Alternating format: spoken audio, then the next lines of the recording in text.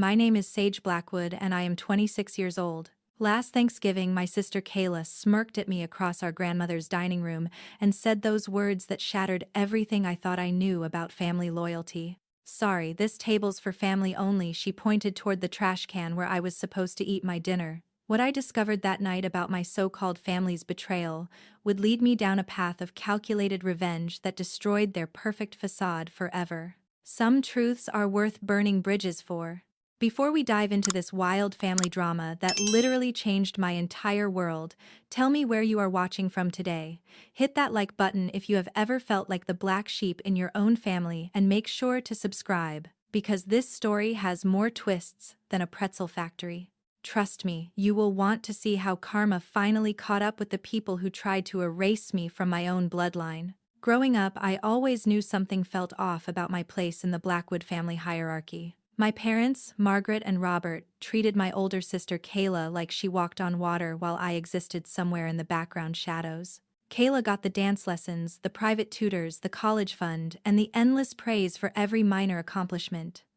Meanwhile, I worked 3 jobs through high school just to afford my own car insurance. The favoritism was so blatant that family friends would comment on it during gatherings.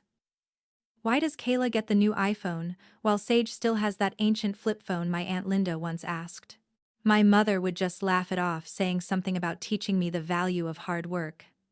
But there was always this look in her eyes, this coldness that I could never understand.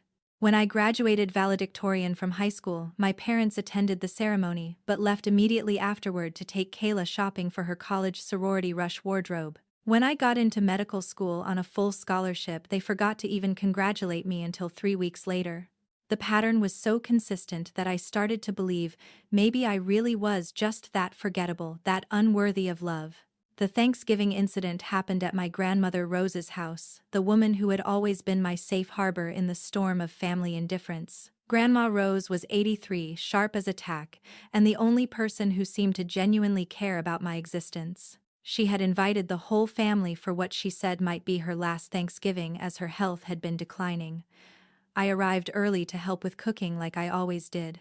Grandma Rose seemed unusually emotional that day, hugging me tighter than usual and telling me how proud she was of everything I had accomplished. "You are going to make such an amazing doctor, sweetheart," she whispered, tears in her eyes. "I just wish I could live to see you save your first life." When the rest of the family arrived, the atmosphere shifted immediately. Kayla waltzed in wearing a designer dress that probably cost more than my rent, followed by my parents carrying expensive wine and elaborate side dishes. They barely acknowledged my presence, instead fawning over Kayla's recent engagement to some trust fund baby named Bradley. The dinner table was set for 8 people: my parents, Kayla and Bradley, my Uncle Frank and Aunt Linda, Grandma Rose and me. But when we all gathered around the table, Kayla suddenly stopped and looked directly at me with that cruel smile I had grown to despise. "Sorry, this table is for family only," she said, pointing toward the kitchen counter where the trash can sat. "Maybe you could eat over there." The silence that followed was deafening. I looked around the table, waiting for someone, anyone, to defend me. My parents avoided eye contact. Uncle Frank studied his wine glass like it contained the secrets of the universe. Even Bradley looked uncomfortable, but said nothing. But it was my grandmother's reaction that broke my heart into a million pieces. Instead of the outrage I expected, she looked defeated, resigned. Like this was not the first time she had witnessed this level of cruelty toward me. "Rose," my mother said quietly, "maybe it would be better if Sage ate in the kitchen. More comfortable." That was the moment I realized that this was not just Kayla being her usual mean self. This was planned. This was deliberate. This was the entire family finally dropping their masks and showing me exactly where I stood in their hierarchy. I stood up slowly, my hands shaking with a mixture of rage and heartbreak. "What did I ever do to deserve this treatment?" I asked, my voice barely a whisper. Kayla laughed, actually laughed, and said, "Some people just do not belong, and we are tired of pretending otherwise." I walked into the kitchen, but instead of eating my Thanksgiving dinner next to the garbage, I quietly slipped upstairs to my grandmother's bedroom. I needed a moment to collect myself, to figure out how to process what had just happened, but what I found in Grandma Rose's room changed everything. Sitting on her nightstand was a manila folder labeled "Important Documents" in her careful handwriting. Inside were legal papers, bank statements, and a letter addressed to me in an envelope marked "To be opened after my death." But there was also something else, a private investigator's report dated just 2 months ago. My hands trembled as I read the findings. The report detailed financial irregularities in my trust fund, the college fund that my parents had claimed never existed.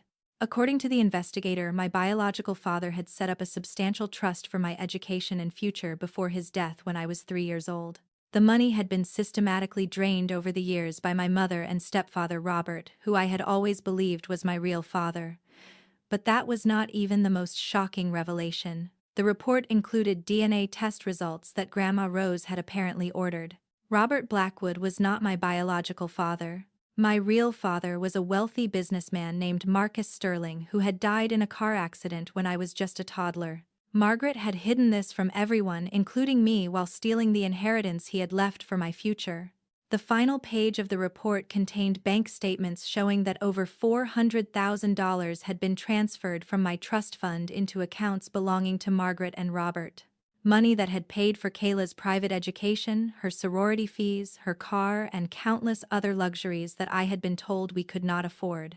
I sat there on my grandmother's bed staring at the proof that my entire life had been built on lies and theft. The family that had treated me like an unwanted burden had been living off money that rightfully belonged to me. The sister who had just humiliated me in front of everyone had been wearing clothes and jewelry purchased with my inheritance. The sound of laughter drifted up from the dining room below where my so-called family was enjoying their Thanksgiving feast without a second thought about the daughter they had just banished to eat with the garbage. But I was no longer the heartbroken, confused young woman who had walked up those stairs 20 minutes ago. I was someone who finally understood the game that had been played against me for over 2 decades. And now it was time to play back, but with much higher stakes. I spent the rest of Thanksgiving evening in my grandmother's room carefully photographing every document with my phone and researching everything I could about Marcus Sterling and the trust fund that had been stolen from me. By the time the family finally left that night, I had a clear picture of the scope of their betrayal and the beginning of a plan for justice. Grandma Rose found me still sitting on her bed at nearly midnight, surrounded by papers and legal documents. She took one look at my face and knew immediately what had happened. "You found the folder," she said, quietly settling into the chair beside her bed with a heavy sigh. "How long have you known?" I asked, my voice surprisingly steady despite the emotional earthquake that had rocked my world. "I suspected something was wrong for years," she admitted. "The way they treated you never made sense, especially after Marcus died. He loved you so much, Sage. He was so excited to be your father, even though you were not his biological child initially. When Margaret told him she was pregnant, he embraced you as his own immediately. The revelation hit me like a physical blow." "Margaret lied about that too." Grandma Rose nodded sadly. "Marcus was not your biological father either, but he legally adopted you and wanted to give you everything. He changed his will to include you as his primary heir because he believed Margaret would take care of you properly. He had no idea she was already planning to remarry Robert and erase your connection to the Sterling family entirely." I stared at the DNA results again, my mind racing. "Then who is my real father?" "A man named David Chen," she said softly. "Margaret had an affair during her marriage to her first husband. When that husband found out about you, he divorced her. She was struggling financially when she met Marcus, who fell head over heels for both of you. He never knew the truth about your paternity, and Margaret made sure it stayed that way." The pieces of my identity puzzle were finally falling into place, but each revelation only fueled my anger further. Margaret had built an entire life on lies, using my inheritance to fund her perfect family while casting me as the unwanted burden. "Why did you hire the private investigator?" I asked. "Because I am dying, sweetheart," Grandma Rose said matter-of-factly. "My doctors gave me 6 months at most. I wanted to make sure you knew the truth before I was gone, and I wanted to leave you with the tools to fight for what is rightfully yours." Over the next 2 hours, she walked me through everything she had discovered. The trust fund had originally contained over $600,000 with instructions that it should be used for my education, housing, and future endeavors. Instead, Margaret and Robert had systematically drained it using forged documents to claim they were my legal guardians with full access to the funds. They had used my money to buy their house fund, Kayla's expensive private education, and maintain a lifestyle they never could have afforded on Robert's middle management salary. Meanwhile, I had worked myself to exhaustion just to pay for basic necessities, believing we were a struggling middle-class family. What should I do? I asked, feeling overwhelmed by the magnitude of their crimes. That depends on what kind of justice you want, Grandma Rose said. You could go to the police, file a lawsuit, expose them publicly, or you could be strategic about it, make sure they face consequences that really matter. I thought about Kayla's smirk when she told me the table was for family only. I remembered years of being treated like a second-class citizen in my own home, working multiple jobs while watching my sister receive every advantage my stolen money could buy. I want them to lose everything, I said quietly. Not just the money. I want them to feel the same humiliation and rejection they have been putting me through my entire life. Grandma Rose smiled, and for the first time I saw where I had inherited my own steel spine. Then, we need to be smart about this. Revenge is a dish best served cold, and we have some cooking to do. She pulled out another folder, this one containing detailed financial records and correspondence between Margaret and the bank that had managed my trust fund. I have been building a case for months, she explained. But I needed you to be ready to fight for yourself. The evidence was damning. Bank records showed clear patterns of unauthorized withdrawals, often corresponding with major purchases for Kayla or home improvements. There were emails between Margaret and bank representatives where she had lied about my whereabouts and needs, claiming I was overseas or in rehab, to explain why I never accessed the funds myself. Most importantly, there were recordings.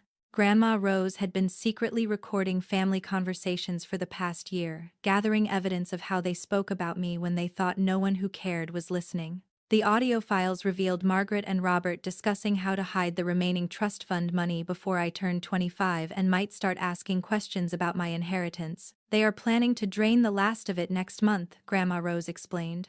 Robert wants to use it as a down payment for a vacation home. They think they are home free because you have never questioned where your father's money went. But I had more than just evidence now. I had clarity, purpose, and a righteous anger that burned steady and cold. They had stolen my money, my identity, and my sense of belonging. They had made me believe I was worthless while living off the inheritance meant to secure my future. The girl who had walked into this house earlier that day, hoping for acceptance and family warmth, was gone forever. In her place was someone who understood that sometimes the people who hurt you most are the ones who should protect you, and sometimes justice requires taking matters into your own hands. I spent the rest of the weekend with Grandma Rose, planning my next moves with the precision of a military operation. We contacted the private investigator, a sharp woman named Detective Sarah Murphy, who had recently retired from the fraud division of the local police department. She agreed to help me build an airtight case, but also suggested something that had not occurred to me. If you really want to make them pay, Detective Murphy said, during our Monday morning meeting, you do not just take them to court. You make sure everyone in their social circle knows exactly what kind of people they are. Your sister is about to marry into a wealthy family, right? Your parents are respected in their community. Sometimes social destruction is more effective than legal consequences. The next 3 weeks were a masterclass in strategic patience and careful planning. While my so-called family went about their lives blissfully unaware that their house of cards was about to collapse, I was building an unshakable foundation for their downfall. Detective Murphy introduced me to her network of professionals who specialized in financial fraud cases. There was attorney Rebecca Walsh, a woman who had built her career destroying people who stole from their own families. Financial analyst Marcus Chen helped me trace every stolen dollar and calculate interest and damages. Even my grandmother's family doctor, who had been treating her for months, agreed to testify about the emotional abuse they had witnessed during family visits. But the most valuable ally came from an unexpected source. Bradley Worthington III, Kayla's fiancé, turned out to be far more observant than anyone had given him credit for. 3 days after Thanksgiving, he showed up at my tiny apartment with a bottle of expensive wine and an expression that mixed guilt with curiosity. I cannot stop thinking about what happened at dinner, he said when I reluctantly let him in. That was not normal family dysfunction. That was pure cruelty, and I need to understand why. I had always dismissed Bradley as just another privileged pretty boy who was attracted to Kayla's superficial charm. But as we talked, I realized he was actually intelligent, principled, and genuinely horrified by what he had witnessed. His family might be wealthy, but they valued integrity and treated their staff and extended family with respect. Kayla told me you were always jealous of her success and had a history of causing drama at family events, Bradley explained. But watching you at that dinner, seeing how you handled that humiliation with such dignity, I knew she was lying about something. I made a decision that would prove crucial to everything that followed. I told Bradley the truth. All of it. I showed him the evidence, the bank records, the private investigator's report, and the DNA results that proved Margaret had built her entire life on lies and theft. Bradley's reaction was everything I could have hoped for. He was not just angry, he was disgusted. My family has dealt with people like this before, he said grimly. Social climbers who lie and steal to maintain an image they cannot afford. We have ways of making sure the truth comes to light. It turned out that the Worthington family moved in circles where reputation meant everything, and they had zero tolerance for financial impropriety. Bradley's father sat on the boards of several charities and social organizations that Margaret and Robert had been trying to join for years. His mother was connected to every influential woman in their social sphere. If we do this right, Bradley said, we can make sure they never recover from the scandal. But I need to break things off with Kayla in a way that does not tip them off about what is coming. We developed a plan that was both subtle and devastatingly effective. Bradley would gradually distance himself from Kayla over the next few weeks, citing cold feet about marriage and needing space. Meanwhile, I would continue gathering evidence while preparing for the legal and social assault that would destroy their facade forever. The hardest part was watching them continue to live their lies while I built my case. Margaret posted constantly on social media about her perfect family and their holiday traditions. Kayla flaunted her engagement ring and talked endlessly about wedding plans funded by what remained of my inheritance. Robert acted like the proud patriarch, taking credit for raising two successful daughters when he had actively sabotaged one of them for decades. But their arrogance would be their downfall. They were so confident that I would never discover the truth or fight back that they began making even bolder moves. In early December, I learned from Detective Murphy's surveillance that they were planning to clean out the last $60,000 from my trust fund to pay for Kayla's wedding venue deposit. They are getting desperate, Detective Murphy explained. The wedding is expensive and they are running out of ways to fund it without raising suspicions. This final withdrawal will leave you with nothing, but it will also give us the smoking gun we need to prove ongoing theft. I had a choice to make. I could stop them from taking the money and preserve what little remained of my inheritance, or I could let them complete the theft and use it as irrefutable evidence of their guilt. The strategic part of my brain knew that letting them steal the final $60,000 would strengthen my legal case exponentially. But there was another consideration. Grandma Rose's health was declining rapidly, and she wanted to see justice served before she passed away. Dr. Peterson had quietly informed me that she probably had weeks rather than months left, and I knew she was holding on partly to see this through. I decided to let them take the money, not because I did not need it, but because I wanted them to feel completely secure in their victory before I destroyed them utterly. There is something particularly satisfying about letting your enemies think they have won right before you reveal that they have actually sealed their own fate. The day they made the withdrawal, I was sitting in Attorney Walsh's office signing papers that would freeze all of their assets and initiate criminal proceedings for fraud, theft, and identity manipulation. Detective Murphy had worked with federal investigators to ensure that when we struck, it would be with the full force of the law. But the legal assault was only part of the plan. Bradley had been working his own angles, quietly investigating Margaret and Robert's social connections and finding ways to expose their crimes to the people whose opinions mattered most to them.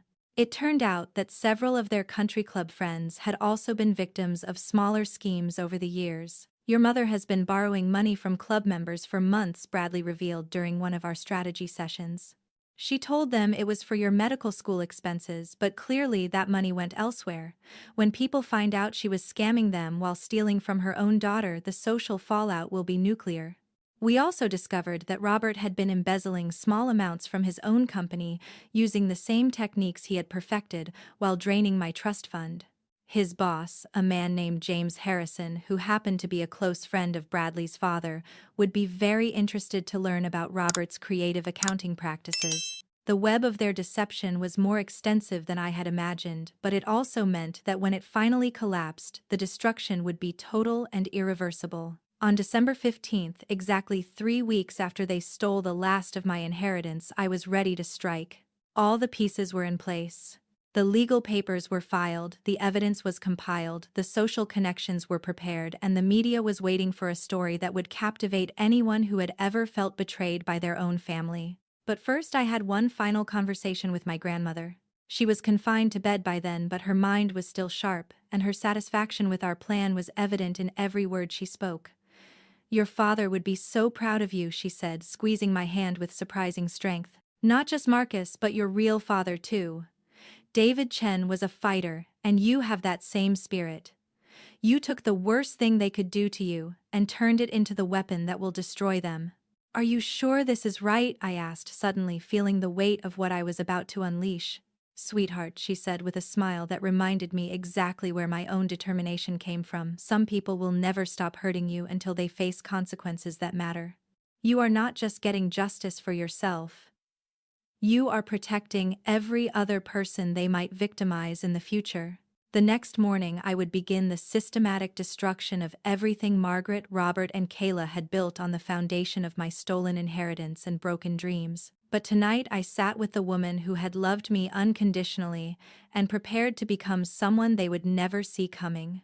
December 16th dawned cold and clear, the perfect weather for destroying lives built on lies. I had barely slept, but adrenaline coursed through my veins as I prepared to execute the plan that would bring justice for 23 years of theft and emotional abuse. The first strike came at exactly 9 in the morning, when Attorney Walsh filed the criminal fraud charges and civil lawsuit simultaneously. Within minutes, federal marshals were at Margaret and Robert's house with warrants to freeze their assets and seize financial records. The look of shock on their faces when they opened the door was captured by Detective Murphy's surveillance team and would later become evidence of their consciousness of guilt. While they scrambled to understand what was happening, phase 2 of my plan was already in motion. Bradley had arranged for his father to personally deliver the evidence of Robert's embezzlement to James Harrison at his company headquarters. Robert received a termination call while he was still in handcuffs, learning that his 20-year career was over and that criminal charges would be filed by his former employer as well. But I wanted them to understand that this was not random misfortune or a case of bad timing. I wanted them to know exactly who had orchestrated their downfall and why. So, at 10:30 in the morning, while they were still dealing with federal investigators, I knocked on the front door of the house that my stolen inheritance had helped purchase. Margaret answered, her face pale and her hands shaking. Behind her, I could see Robert pacing frantically on his phone with some lawyer, while Kayla sat on the couch crying into her hands. The perfect family portrait was finally showing its true colors. "Hello, Mother," I said calmly, using the title with deliberate irony. "I thought you might want to understand why your world is currently falling apart." "Sage, what have you done?" Margaret whispered, her voice barely audible. "I have done exactly what you taught me to do," I replied, stepping into the house uninvited. "I have taken care of myself because clearly family cannot be trusted to do the right thing." I pulled out a folder containing copies of all the evidence we had compiled. Bank records, DNA tests, recordings, witness statements, and financial analysis showing exactly how much they had stolen from me over the years. "Did you really think I would never find out about my trust fund? Did you honestly believe you could steal over $600,000 from your own daughter and face no consequences?" Robert hung up his phone and turned to face me, his usual arrogance replaced by something that looked like genuine fear.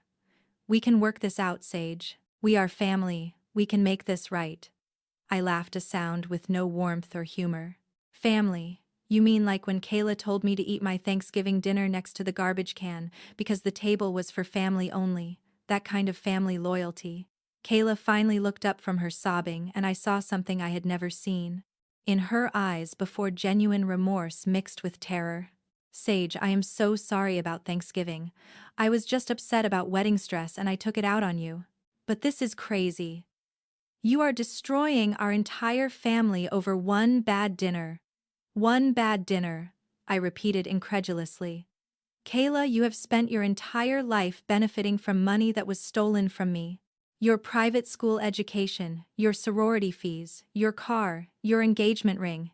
Even the dress you wore to Thanksgiving dinner was purchased with my inheritance. Every advantage you have ever had was built on theft. I walked over to their mantelpiece, where family photos showed years of fake happiness and false prosperity. Do you want to know the really sick part? I worked 3 jobs in high school while you got dance lessons paid for with my money.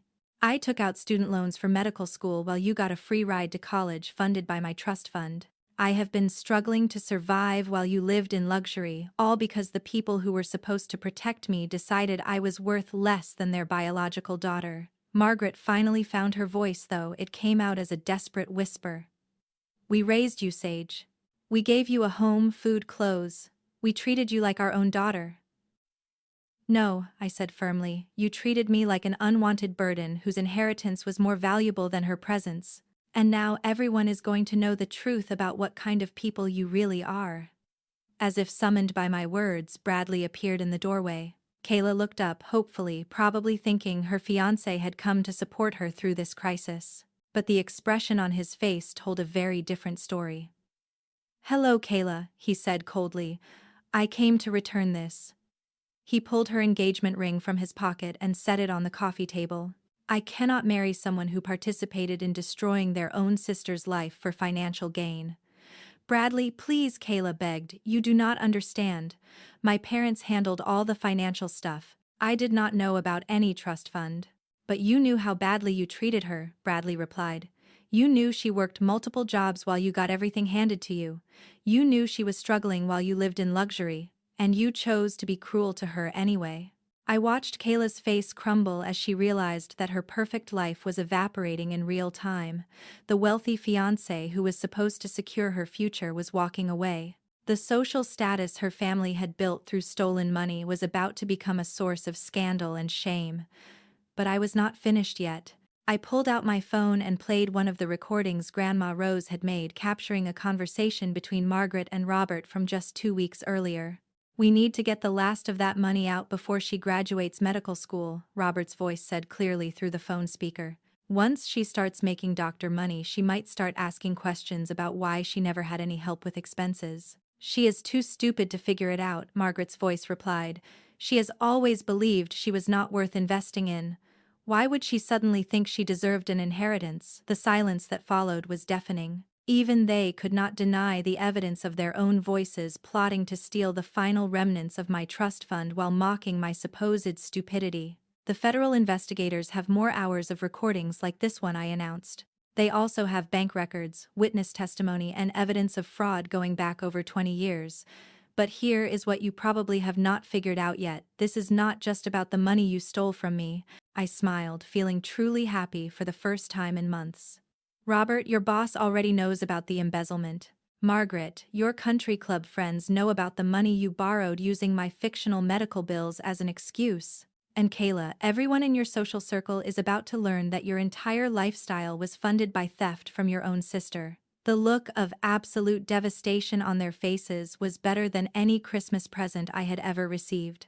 They finally understood that this was not something they could talk their way out of or minimize as a family misunderstanding. This was total systematic destruction of everything they had built on the foundation of my stolen future.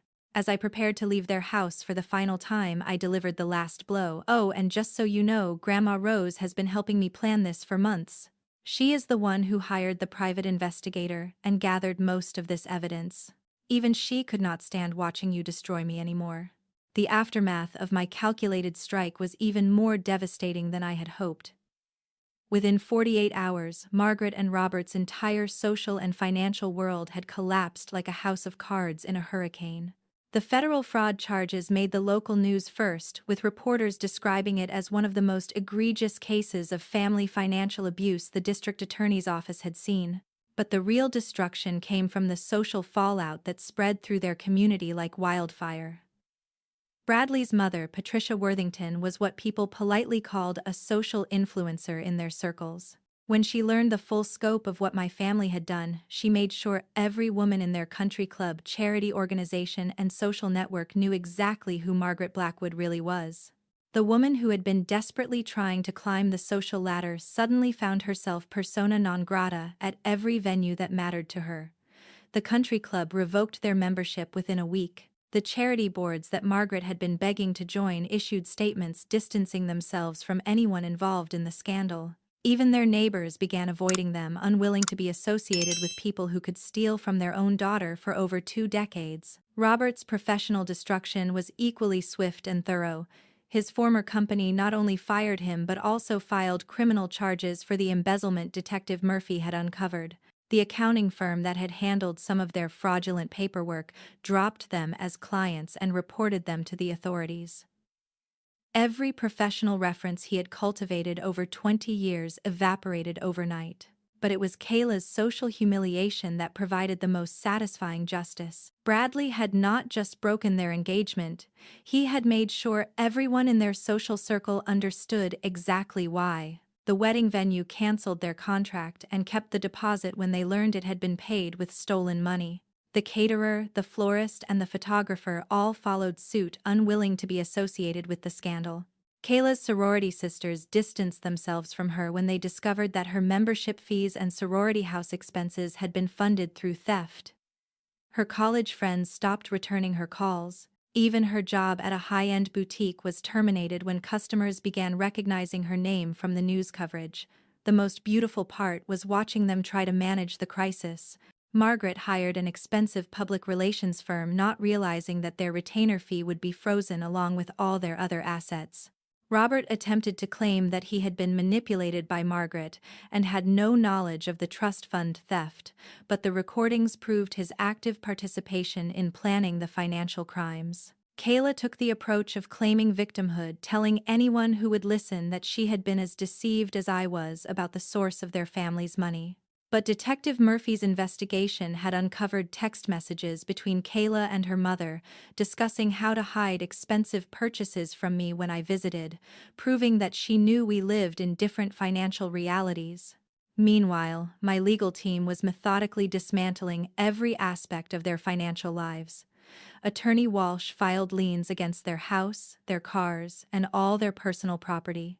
The civil lawsuit demanded not just the return of my stolen inheritance but also 20 years of interest, punitive damages for emotional distress, and legal fees that would bankrupt them even if they managed to avoid prison time.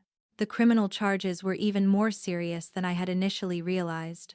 The federal investigators had uncovered evidence that Margaret and Robert had filed fraudulent tax returns for years, claiming deductions for my education expenses while actually using the money for their own purposes. They faced potential sentences of up to 20 years in federal prison for conspiracy to commit fraud, identity theft, and tax evasion. But the moment that truly crystallized my victory came exactly 1 week after the initial arrests. I received a call from the hospital where Grandma Rose was spending her final days, asking me to come immediately because she wanted to speak with me. When I arrived, I found her surrounded by flowers and cards from friends and extended family members who had learned the truth about what she had helped me accomplish. She was weak but alert, her eyes sparkling with the same fierce satisfaction I felt every time I thought about Margaret, Robert, and Kayla's destroyed lives. "Tell me everything," she whispered, squeezing my hand with what little strength she had left. I described the arrests, the asset seizures, the social exile, and the criminal charges in detail. I told her about Bradley's support and how even people who barely knew me had reached out to express their disgust at what my family had done. I explained how the investigation had uncovered additional victims and financial crimes, meaning that the consequences would be even more severe than we had originally planned. "Good," she said firmly. "They deserve every bit of suffering they are experiencing and more." But then her expression grew serious. "Sage, I need you to promise me something.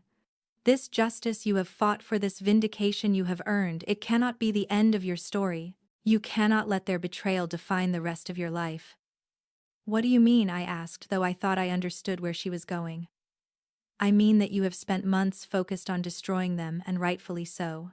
But now, you need to focus on building the life you were always meant to have. You have your inheritance back, you have your identity, you have the truth. Do not waste those gifts on continued hatred. She was right, of course. The past few months had been consumed with planning and executing their downfall, but I had not really thought about what came next. I had been so focused on justice that I had not considered what my life would look like once that justice was achieved. Your real father, David Chen, has family in California, she continued. I have been in contact with them since we discovered the truth about your paternity. They want to meet you to welcome you into their family. You have aunts, uncles, and cousins who have been wondering about you for your entire life. The revelation hit me like a physical blow. In all the chaos of exposing Margaret's lies and recovering my stolen inheritance, I had not really processed the fact that I had an entire biological family out there somewhere. They know about me, I asked incredulously. David's sister Linda has been searching for you for years, Grandma Rose explained. David told his family about Margaret's pregnancy before he died, but Margaret disappeared after his death and they never knew what happened to you. When my private investigator contacted them, they were overjoyed to learn that you were alive and thriving. As she spoke, I realized that my quest for justice had given me something even more valuable than revenge against the people who had betrayed me. It had given me the truth about my identity and opened the door to connections with people who had been looking for me my entire life. 6 months later, I stood in a courthouse in downtown Los Angeles watching Margaret, Robert, and Kayla receive their sentences for the crimes they had committed against me and others. Margaret was sentenced to 12 years in federal prison for conspiracy to commit fraud, identity theft, and tax evasion. Robert received 10 years for his role in the theft and his separate embezzlement charges. Kayla, who had cooperated with prosecutors in exchange for a lighter sentence, was sentenced to 3 years in prison and 5 years of probation. The civil lawsuit had been even more successful than my legal team had predicted. The court awarded me not only the full amount of my stolen inheritance with 20 years of compound interest but also substantial punitive damages that brought the total settlement to over $1.2 million. Their house, cars, and all personal property were seized to pay the judgment, leaving them with absolutely nothing when they were eventually released from prison. But the most satisfying part of their downfall was not the legal consequences or the financial restitution. It was watching them face the social destruction that would follow them for the rest of their lives. Even after serving their prison sentences, they would forever be known as the people who stole from their own daughter for over 2 decades. Their names had become synonymous with family betrayal in our community and beyond. The media attention had been intense but ultimately beneficial for me. Several news outlets had covered my story as an example of how financial abuse within families often goes undetected for years. I had received hundreds of messages from other people who suspected similar crimes in their own families, and Attorney Walsh had started a practice specializing in recovering stolen inheritances and trust funds. My grandmother passed away peacefully just 2 weeks after the sentencing hearing, surrounded by the family members who had actually loved her. Her final words to me were about how proud she was that I had fought for justice and truth, but also how excited she was for me to build my new life with the family who had been searching for me. The Chen family welcomed me with a warmth and acceptance that I had never experienced before. David's sister Linda looked so much like me that people immediately understood we were related. His brother Michael had saved every photo and memento from David's short life, including pictures of me as a baby that I had never seen before.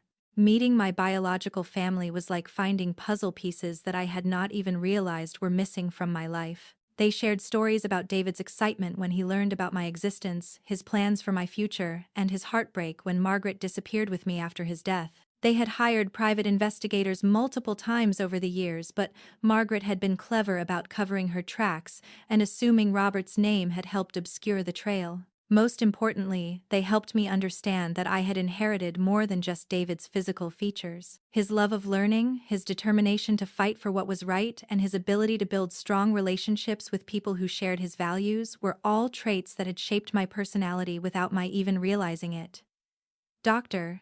Linda Chen, David's sister who had become a successful pediatrician, offered to help me establish my medical practice once I finished my residency. Her husband, Michael, was a successful businessman who understood the financial markets and helped me invest my recovered inheritance wisely. Their children, my cousins who were close to my age, embraced me immediately and began including me in family traditions that I had never experienced before. For the first time in my life, I understood what it felt like to belong somewhere without having to earn that belonging through perfect behavior or constant achievement.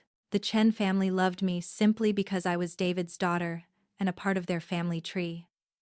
There were no conditions, no comparisons to siblings, no sense that I had to prove my worth every day. I also maintained my friendship with Bradley, who had proven himself to be a person of genuine character during the most difficult period of my life. He had stood up for what was right even when it cost him his engagement and caused social awkwardness in his own circles. We began dating slowly, building a relationship based on mutual respect and shared values, rather than the superficial attraction and financial convenience that had characterized his relationship with Kayla.